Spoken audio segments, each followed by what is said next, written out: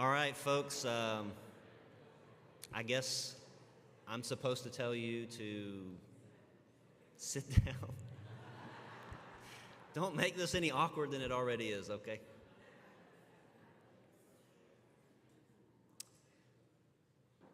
All right, glad you're here. And we go to 11 o'clock. All right, easy peasy. I was told to announcement, you need to make sure that you sign up for the Wednesday night meals. The table, it's some sign-up sheets are on the table in the foyer there. You can't miss it. You know exactly where it is. Sign up for those meals. Okay. I was talking with Joseph, your wonderful preacher, and he suggested to talk about some of the things that went on back home because of the storm. And so that's what we're going to try to do. And let me thank you again for sending the fellows that you did, and then, of course, sending the other support that you did as well. It's very much appreciated. And I'm hoping that you should have got a letter from our elders about some of the things that we were doing. And so I'm going to tell you everything I can. I'm trying to squeeze it all in, everything I can about everything that went on after the storm hit. And if you have any questions, it's okay. I know I'm up here and I'm like in the authority position or something, but it's okay to ask questions. You don't have to raise your hand. Just cut me off. It's totally fine, as long as I can hear you. All right, let's talk about the damage that went on. And I bet you have seen some of these pictures that I'm going to show you in a second. So Johnson County, we're pretty small, about 21,000 people. As of 2022, we were the 5th poorest county in Tennessee. Maybe we're top 10 now at least. That's not really a top 5 that you should be proud of, and I was told that, I read that across 9 northeast Tennessee counties, they're about at 1.3 billion in damages, which is always just blows my mind. I just don't understand. I don't understand those numbers at all. But that's a lot of damages. If in the center of town, where our building is in the very center of town, so I think we have a great location, but it did not look that bad. And people would come in and be like, well, almost like, what are we here for? You guys don't have it bad at all. And in town, it was not that bad. The water went up and it went away. It was just a little muddy and dirty and nasty, and that was it. But as you spread out, you really got to see some of the damage, and hopefully, so it wasn't only flood damage, it was wind damage, and this was just one. And I know pictures just don't do it justice. They really don't. Yeah, we went out west somewhere, and we were taking pictures at Grand Canyon, and we look at the pictures now, and it's like, well, that doesn't really, if you're there in person, it really makes much more of an impression, right? So that's just one little picture, and I hope I don't bore you with these pictures. You've probably seen things like this 1,000 times. But this was everywhere. You go a little bit out of town, and this was everywhere. I couldn't believe it. I still can't believe it. That's my back porch.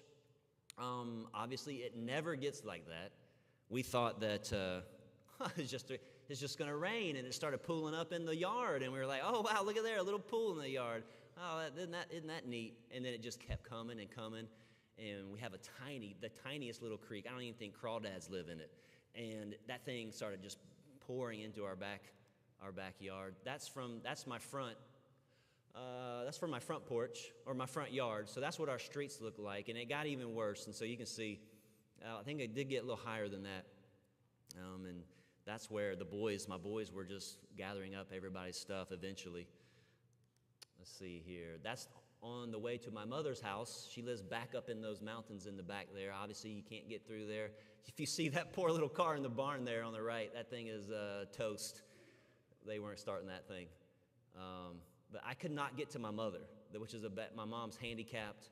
She lives by herself, and her phone went out. All she could do was text, barely. So that was a little scary. Couldn't get to my mom for a while, but all is good. But that's a river now. That is not there at all. There's a creek. Like if you look in the very back where the horizon is, I guess, where the forest meets the water, there's a creek back there. And it just turned into that. which was amazing. I couldn't believe it. I couldn't get to my mom. If I really planned this well, I could show you like before and after pictures, and then it would blow your mind. But I'm just telling you, that's bad. This was one house that we went to. The creek, if you look, so if you can picture just to the right, maybe about 20 feet to the right is the creek. So they're right there. And some cleanup has already been happening. You see the black garbage bags there. I hope you can see it well. Yeah, you'll have the biggest TVs I've ever seen, by the way. So this was like all the stuff just came up. There was a 6 foot, so I'm 6'2", and if we were to go around the side of the house there to a window, and the ground's a little deeper, but the watermark was up like right maybe 2 inches above my head. And this couple, who we are still in contact with, and we love them to death, the husband they fled across the street, which you can't see. He tried to swim back to the house for whatever reason, I don't know, trying to get car keys or something he left. And he said he felt all kinds of things hitting him as he was swimming in the water. And so it was very dangerous. He should not have done. Don't ever try to do, that was dumb, what he did. Thankfully, he's okay. But can you imagine you're gulping in that water? It's very disgusting. He's okay, though. He's a good guy. So you're looking to the right of that picture. It used to be a house there. It didn't completely get washed away, but it was damaged beyond repair. The water got up to, from what I'm told, I didn't see it myself, but the water got up to the road there. So you see the creek, and it rose all the way above the road where the little yellow sign is. It rose up to that point. This is so all right. So you take that picture, and if you just do a 180 and turn around, this is where you are. Now that house that was the church building. That was a little Baptist church that is just getting destroyed right there, and it's not there anymore. So that's the kind of the water and you see some of the bank washing away. This is the same picture, pretty much right there. So that little church building, come on, baby, gone, completely gone. This is a family at our congregation. This is their house. The water level, I think, rose up to maybe a third of the way to the window there. These people, Jeff and Betty, I'll show you a picture of them in a minute. They thought they were dead. They were saying their goodbyes. They climbed up into the attic with her sister, and they were saying their goodbyes. They could see the water rising. Humongous trees, they say, were just every now and then just nailing the house. And you can just imagine how scary that would have been. They thought they were dead, and they had to get water rescued out of there. This is another house, just random house down the creek somewhere. Obviously, they didn't build the house right in those trees. They just took the house and did whatever with it. Now, this is about 17 miles north of us in Damascus, Virginia. This is just to give you an idea about what our neighbors went through. That's the middle of Damascus, Virginia. I don't know if y'all know where that is. Nice little Appalachian Trail town. Okay. Enough of those. A friend of ours, he's a member of the church. His father works for the rescue squad, and he said there were 18 rescues, 364 evacuations, 3 full rescue swims. I don't know if anyone is in that kind of line of work, but you know what a full rescue swim is. And I'm pretty sure that all happened within like 36 hours, maybe 36 or 48 hours. All of those happened. So it was shocking, to say the least, about everything. Just what you were seeing, and like I said earlier, it took some time for all this for us to digest this. And of course, some verses were popping in my head as we were, going through all of this. James 4, verse 13 and 14. Come now, you who say, today or tomorrow we'll go to such and such a city, spend a year there, buy and sell, make a profit, whereas you do not know what will happen tomorrow. No kidding. Nobody knew that this thing was coming. For what is your life? It is even a vapor that appears for a little time and then vanishes away. Thankfully, I don't even know how to say this. Thankfully, only one person, it was tragically, but only one person in our county lost their life. He got caught in his truck, and he tried to climb out of his truck, and he drowned. He couldn't make it. But this is one of the many passages that came to life during this time, and I hate that we don't take verses like this, passages like this. I don't know, we don't appreciate these kind of passages until something like this happens in our lives. But I don't know the trick. I don't know the trick to really appreciate verses like this unless something happens to us where these things come alive, you know. If you know the trick, let me know. I thought of Jeremiah writing the book of Lamentations. Probably I always have pictured Jeremiah sitting among the ruins of Jerusalem, and he's taking in all the destruction. And I know that Jerusalem fell for very sinful reasons. Jerusalem fell because of judgment, right? And I'm not saying that that's why Hurricane Helene came through, but I'm just simply comparing the heartbreak that was felt. Jeremiah would write, "My eyes fail with tears, and my heart is troubled." Lamentations 2 and verse 11, and I suppose many, many people could have said the same thing. About the generosity of the church, here's some of the, I don't even know how many truckloads came in. It was very overwhelming. Between 5 of the bigger congregations in our area down there, over about 4 counties, millions of dollars came in to that area from the church, all from the church, not including all the supplies. And I mean campers, food, cleaning supplies, all kinds of, every baby thing you can think of, except babies. Water, generators, chainsaws, shovels, pressure washers, portable heaters, shop vacs, and on and on and on and on it goes. We have only 5 classrooms and 2 offices in our building, and just about everything had something in it. Benevolence and hospitality are, I think, they're different, but they're very closely related. I got another picture there. Benevolence and hospitality, I think, they're closely related, and I think Romans 12 and verse 13 shows this. Paul's giving, in this little section of Romans 12, he's given descriptors of what makes up a true Christian. And he says, distributing to the needs of the saints, giving the hospitality. And so I think at least the 2 concepts, there, 2 ideas, they complement each other, right? The idea of giving to something, at least in that passage there in the Greek, means to be pursuing, to be striving for. And so the idea is to be seeking after opportunities to practice hospitality instead of just kind of waiting for it to show up on your doorstep, right? So I think y'all did a great job with that, of course. Benevolence, like hospitality, is rooted in love and compassion and a willing to give, right? A willing to share. And the church came through in a very big way. Get off of there. Very big way. So all the states in green is where we received support from. Tennessee, of course.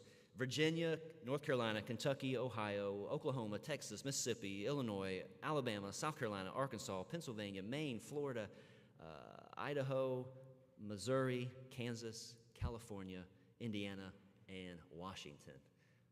So pretty, I mean, just looking at that, I just made that chart Friday, and just looking at that is just, it's pretty amazing. You know, there's a lot to be said in the negative about the church. Unfortunately, there really is.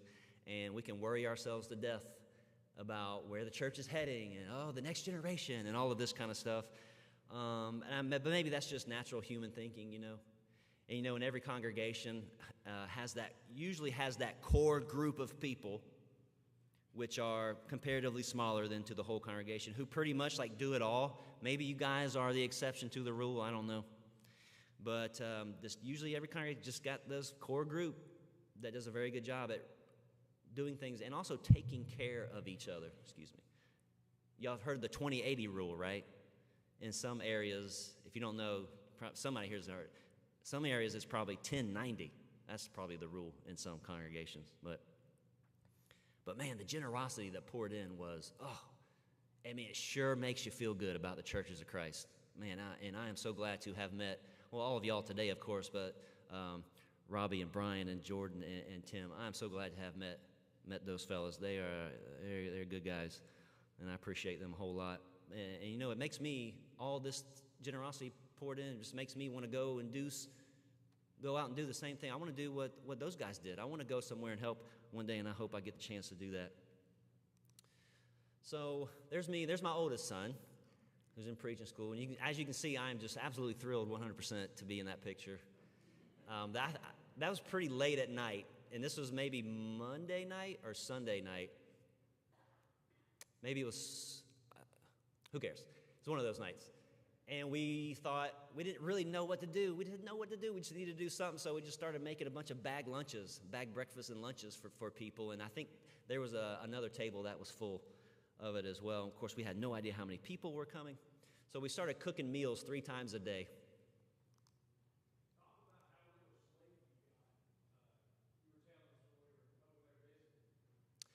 Yeah, so when the guys came up, I think we just, you didn't really sleep a lot, and you didn't really sleep good when you did sleep, just because you just can't get it off of your mind what all's going on. And I'm sure I'm a little sensitive sometimes. I'm sure I teared up once or twice probably, right, honey? I'm sure just once. And you don't get to sleep. And I was sick when those guys came up. I was not feeling good at all, and I think it was due to I just ran myself down too much. And of course, I'm still trying to teach Bible classes and preach and stuff. But I don't think a lot of us got a whole lot of sleep. It was only about 10 to 12 of us out of our congregation. We got about 80 to 90 people, and really only about 10 to 12 adults showed up to help. And, it is what it is. And so we were trying to take shifts, but others of us stayed all day long. It was a little hectic at times, and we were just trying to feed anybody and everybody who just showed up. We're trying to ask questions. We're trying to, have you been here before? Of course, we were kind of taking tabs of that, but we weren't doing that right now. We just people needed food. They lost everything, and we just wanted to feed them. Anybody who wasn't a worker out of town, so we had a lot of linemen show up and things like that.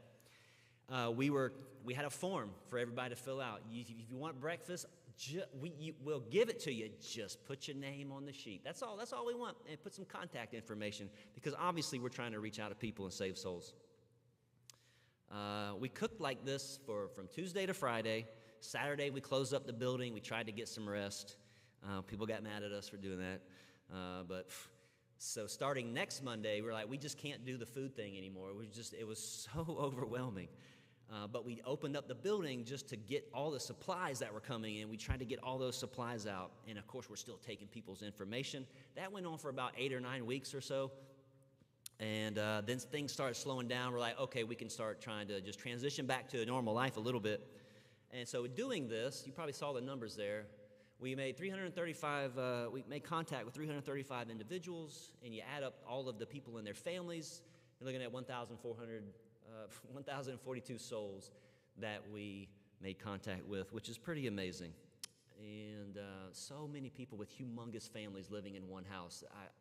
I knew that happened, but like grandma was raising everybody over there. It's insane.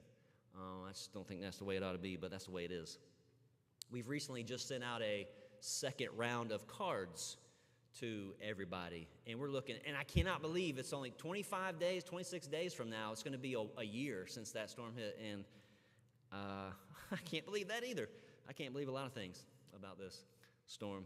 Of course, we were passing out Bibles, we were passing out Bible material, DVDs, whatever we had, house to house. If you do house to house, you probably got 1 million tracts that they just keep sending, you just can't use or get rid of. And so we were passing out all of these things, and we have little invite cards, of course, and I have my personal card with my phone number on it. We're giving it to everybody, passing it out to everybody.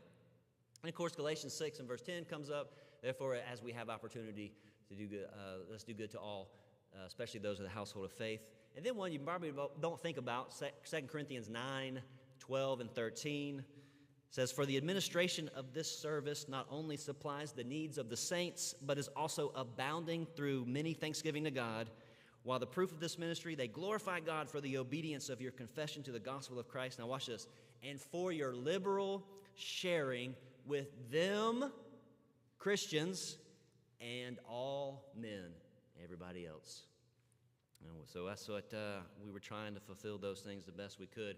We got a lot of help from Joey Farrell with the gospel of Christ, and also Mark Weaver with crisis evangelism. They gave us a lot of help and a lot of advice to try to do this because this was very new to us there at Mountain City. Our congregation now supports monthly the Gospel of Christ program. It's been broadcasting on our TV on the TVs around our area in November, and our viewership has jumped up by like a third, and we are actually in the top 10. We're the 10th most watched market of the Gospel of Christ, even though we are so very tiny. We're just right behind Knoxville, which is a much larger area. So that's something good. That's something good. To date, with all the donations that came in, we have bought or helped purchase 8 cars for people, 4 campers, 3 homes, and just thousands upon thousands of dollars for repairs on homes. Hardly anybody carried flood insurance. Talking to Jordan a little bit about that last night. The only insurance company in town that I think is the one he works for. Well, actually, it's starting to sound very bad for you. Everybody they don't like the insurance. No one likes insurance companies, really. I mean, I love Jordan and his insurance company, but no one really likes insurance companies because you always feel like you're getting ripped off. And, well, after this, when they wouldn't do anything because nobody carried flood insurance, hardly anybody did, people were not happy about that. But yeah, I bet, man. Your job? No, thank you. I thought preaching was hard. I don't know if I'd rather do yours or this. Thousands of dollars, so electric. We're paying people's bills left and right, and this is one big reason is because the last big employer in Johnson County suffered so much water damage that they just decided to lay everybody off, and they moved out of town, and they left. And so a lot of people lost their jobs. We spent thousands of getting people furniture. People were still in like March and April of this year. They're sitting in lawn chairs in their living room. And so when we find out about that, we try to get them some furniture. And the local furniture place was helping us out really good there. Obviously, so much money on food for people, thousands of dollars for hotel rooms, propane tanks, and we were paying small businesses and individuals to come in and with their equipment and kind of, do demo and dig out spring boxes and culverts and all of that. We were able to give $25,000 so when was this? In February, you might maybe remember some flooding happened in Kentucky, and I got a hold of a brother up there, and it was very, very bad, and so we were able to send him $25,000, and which he says helped out tremendously. So that was nice to do. And of course, it's not us really. It's the church did that. The whole church sent that $25,000. Here's some pictures of some homes that we got. Now there's Jeff and Betty. They're members at Mountain City. We love them to death. There's a home that they got. Just took that yesterday. Look, and you can see Jeff and Betty are the only ones in their home. It's been almost a year. And these folks, they owned a family daycare in town. They had to close their business because it got destroyed. And they've been living in their work, basically, ever since the storm hit. But hopefully very soon, their trailer's going to be finished. And this is me and one of my elders with Miss Cindy. And she is just so happy. She is so happy to be in her new house. And so those are the 3 homes that we bought. I would walk around with a few $100s in my pocket, 2 blank checks, and a stack of Food Lion gift cards. Y'all have Food Lion around here? Okay, good. Y'all have Piggly Wiggly around here? No pig? Okay. Oh, okay. Got the pig. But I would walk around with these Food Lion gift cards in my pocket and invite cards. And, of course, my personal cards. And so if I'm anywhere out, gas station, the grocery store, wherever it was, if I overheard somebody talking about the storm, I would just butt in. Like, hey, what about that storm, huh? And I'd use the storm to introduce myself to strangers. Crazy storm, huh? Hey, how about that storm? You guys suffer any damage? And, of course, you invite them to services, and you try to help them out when they're needed. Now, some hurdles that we faced. I got about 13 minutes, 12 minutes. Yeah, that. it is what it is. But that was a big hurdle for us, and it was super frustrating. And we tried, and we would meet together before. We would meet before we got going that day, and try to afterwards, and we would try to have prayer with each other. And it's just hard when you don't have the hands and the feet. We're trying to keep people out of our building. You don't want just random people walking in your building. Who knows what's going to happen? But I would walk in the building, and all of a sudden, there's somebody with a grocery bag, like shopping, like it's this, like the dollar store's liquidating or something. They're just throwing stuff in the thing, which is fine. We didn't run them out, but you just don't want strangers just doing whatever they're going to do in your building and taking things maybe they shouldn't be taken. I don't know. It would have been nice to have someone who spoke Spanish. I don't speak Spanish. So we had the Google Translate out, and we were trying our best to do that. It was tough. Of course, we have people taking advantage of the situation. That happens a lot, I guess, in every situation like this. How many people came by our building and took things that they didn't need? Probably a lot.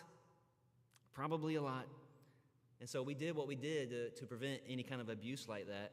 We were cutting off barcodes of anything that we could, because one of the big things that was happening, and it started happening very soon, is people were just taking stuff from church. Mainly the churches, all kind of churches were helping the community out. And they were taking the stuff and running right to Walmart with it and just getting the cash for it. And drugs are very, very bad up there.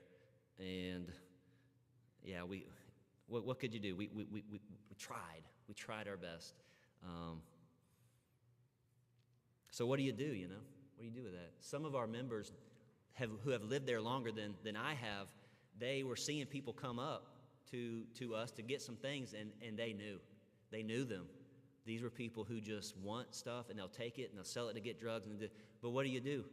And it was getting frustrating where they didn't even want to be there, and so we had to talk about these kind of things. And, we couldn't turn into a bunch of private investigators right there on the spot and try to look up everybody's background and see, how many times did you just get out of jail, and what are you going to use this for? And, we couldn't do that. What would y'all have done? It's tough. And I'm hoping some of this, if y'all ever go through something like this, I'm hoping this will help. Maybe. Just at least to anticipate some things that were happening. Of course, looting became a big problem. I would say mainly from people coming who didn't live there. They would come in. And you might have seen the picture of one of the homes. They wrote, "Keep out" on it. Yeah, that's because people are there. They're going for anything and everything they can. And so that had us a little on edge. Thankfully, none of our building wasn't ever broken into. Our storage buildings were never broken into. We only got 21,000 people, but I'm telling you, a good guess, probably about 100,000 guns in that county. So maybe some looters knew that. Nobody got shot that I know of. That's good. Internally, the eldership had to deal with some things. One member wanted to immediately open the building as a shelter to just let people flood into our building. And, of course, while that sounds good in theory, the eldership, I think very wisely, stopped the brakes on that one. And, of course, that caused some frustration for the folks who wanted to open the building up, and they unfortunately took to social media with it. And so we had to deal with that kind of thing, which has since been repented of. And all of that, so that's all been taken care of, but it's just tensions run high, and people do unwise things when they just don't stop and think. The idea came from a good heart, but I'm telling you right now, if your congregation, if you don't have a plan in place to do something like, if you don't have a well-prepared plan, a well-thought-out plan, and the manpower to do that kind of thing, to open up a shelter, maybe y'all are pretty big here, and maybe y'all have all that down pat. Avoid that kind of stuff like the plague. Avoid it like the plague. And I don't have to tell you the what-if scenarios that could happen if somebody came in your building and started doing things, very awful things, and then, guess who might get the blame for that? And some serious consequences to come for the church. Another member, about 2 to 3 weeks into, and listen to me, I'm not doing this to drag these people down. I'm just telling you problems that happened because we're all human beings, and these people are not perfect, and I am not perfect, and I'm sure I've made my mistakes during all of this as well. I'm just telling you what you could possibly expect. 2 to 3 weeks, a member came in while we were had not seen them at all since the whole thing began, and they want to stand in front of all the supplies and take pictures and post it on social media to boost their reputation for whatever it is that they were involved in. And that really burnt up a lot of people. And so you can imagine you're pouring your blood, sweat, and tears into this work, and people who aren't really there show up for an hour and then just take all the credit. And I know we're supposed to be very humble people. I'm just saying, and it was dealt with fine. It was dealt with fine. But it's just really, it was frustrating, you know. Like, not the church, not members of the church. They wouldn't do that. Another problem we had was cooperation with certain groups. And I wish we had more time to talk about this because I'd love to hear your thoughts on it. Like, who do we work with and who do we not? We had all kind of people. We're in the center of town, very visible hub. And word spread quickly of what we were doing. And so a few different organizations were stopping by, asking what we were doing. And could we partner up and this and that? And we were able to navigate those conversations, I think, well, politely declining. We declined help. But at the same time, you know, trying not to look like selfish glory hogs, you know. Are you talking about groups that have like different beliefs or? Yeah, mostly different organizations that are going to teach someone basically to go to hell instead of go to heaven. So look, the church cannot work side by side with churches or religious organizations that are going to teach a false plan of salvation, can we? We can't, or worse, teaching worse. There's a lot of good organizations out there. They're doing a lot of things. You know the temple of Satan, the satanic temple? You know how many good benevolent works they're involved in? What if a representative came up and said, hey, would y'all like to partner up? You wouldn't touch that with a 10-foot pole, and you know you wouldn't. They're teaching people to go to hell, and so are people who teach a false plan of salvation. But boy, it's tough, though. It's awkward, very awkward, but it's tough. An elder and I were invited to join the long-term recovery group in town that formed because of all this. And on this board were people from representing various religious groups. Like, should we do it? Should we not do it? And so we politely declined. But what our elder did was attend those meetings as just a community member to kind of keep up with what was going on. And could we have joined it? I don't know. Could we have done it and not been in trouble with the Lord? We just decided to err on the side of caution. And it turns out, actually, about 8 months into that grouping, they don't have the greatest reputation in town. And a lot of money issued, maybe some embezzlement was going on. There's some money being funded. They got millions in grant money. And so at the end of the day, after 8 months, we're like, you know what, I'm glad we're not a part of that. Because the Church of Christ could have a bad rep out of that. But we worked it out with them in our congregation that they would, if they thought that we could help somebody that came into them, then they would just send them to us, and we would just help them all on our own. And I think, and that has worked out well so far, and we have a good reputation with those people. So, I mean, what would you have done?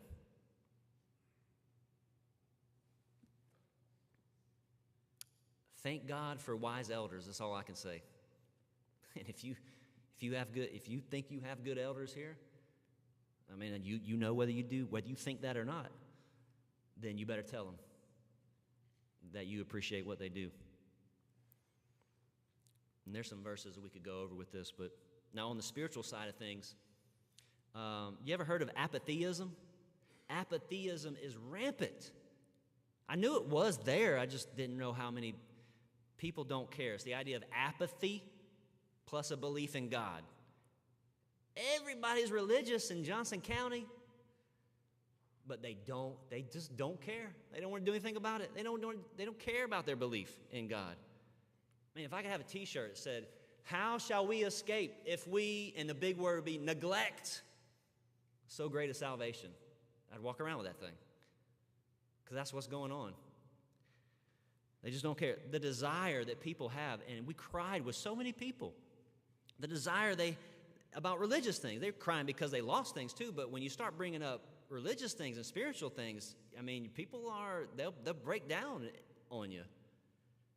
And they so desire to want to change their life for the better, but they also have this very strong unwillingness to actually do something about it, and I don't understand it. I don't understand. The number of people who said they'd come visit our worship services compared to how many actually did, which was a good number, and we're happy for that. But it's still discouraging. And the holes that people have dug for themselves in their lives, oh man, I just don't have time to tell you the stories. I just can't believe it, what's happened to them in their lives, and the decisions that have led to this and this and this and this. And you wonder how are they ever going to get out of that? It almost seems impossible. Whew, boy. Raise your children. The generational bleeding can be stopped, but it is going to be so hard for them. One generation is just going to have to get it right for it to stop. And I hope you're raising your children right. So, sinful living. Met a few people who wanted help, who were not married and living together. So what do? Of course you help them with food. You don't want them to starve. You help them with water, basic necessities. But when it comes to paying their rent, paying their hotel room so they can go shack up, I don't think the church should be doing that. And maybe you disagree, and that's okay. And we can, if you want to talk about it, we can. Well, you help them out with all these other things. Well, you don't help them out with that? Well, hey, folks, and therein lies the difficulty with the decisions that we sometimes have to make. What would you have done? You know, I'll tell you this example, and then I'll stop. Time's almost over. A guy wanted help paying his hotel room, and so we're talking on the phone, and just through our conversation, I found out he was staying with his girlfriend, who ended up turning out to be his fiance all of a sudden. It's amazing how, I mean, when I bring up this kind of stuff, girlfriends turn into fiancés as if that fixes the problem. Hey, you're still not married. I told him he was living in sin. I said, we'll help you. We're going to help you, but as far as your hotel room, we can't pay for you to stay with your girlfriend. And I bring up Hebrews 13:4 all the time. And you know what he did? He said, you know what, I agree. He said, my grandmother would not be happy with what I'm doing right now. Like, yeah. And so we offered to pay 2 hotel rooms, one for his girlfriend and one for him. We didn't just we didn't just say, see you later. What's that? Even if it was at the opposite end of the hotel room, what can you do?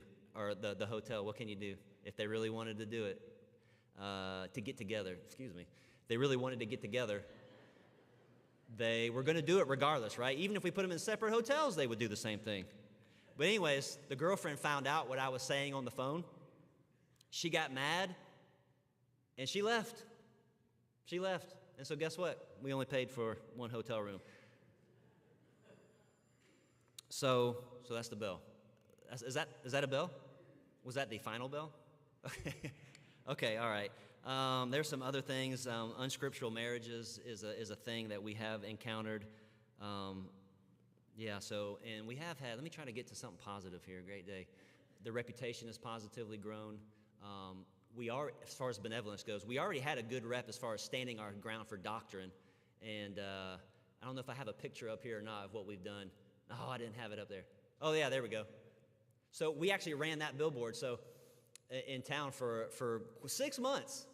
And so I know people know that the Church of Christ in town is serious about what they teach. But our benevolence reputation, I guess you could say, I think it was good, but it grew. We only had 2 baptisms, and I get that. Some people are like, 2 baptisms? And some people say, 2 baptisms? That's amazing. Well, 4 overall. And I could tell you that story too, but you know, what can you do? It's hard work. It's hard work to evangelism, and maybe we've made some mistakes, probably have. Maybe we've waited too long for some families. Maybe, I don't know. But we still have everyone's contact. We're still sending out cards, and we're praying for long-term success there as far as souls are concerned. So I hope you'll do that the same. I'm optimistic when I get home. maybe in a month we'll have 5 more baptisms. I really think as soon as I get really a hold of them, they're not going to have a choice. They're going to obey. I know they will. I know they will. I'm so positive that they will. So anyways, I was hoping we could have some time for questions, but I don't want to keep you from your food. But I would love to talk to you later about anything at all. So thank you for your time and your good attention during class here.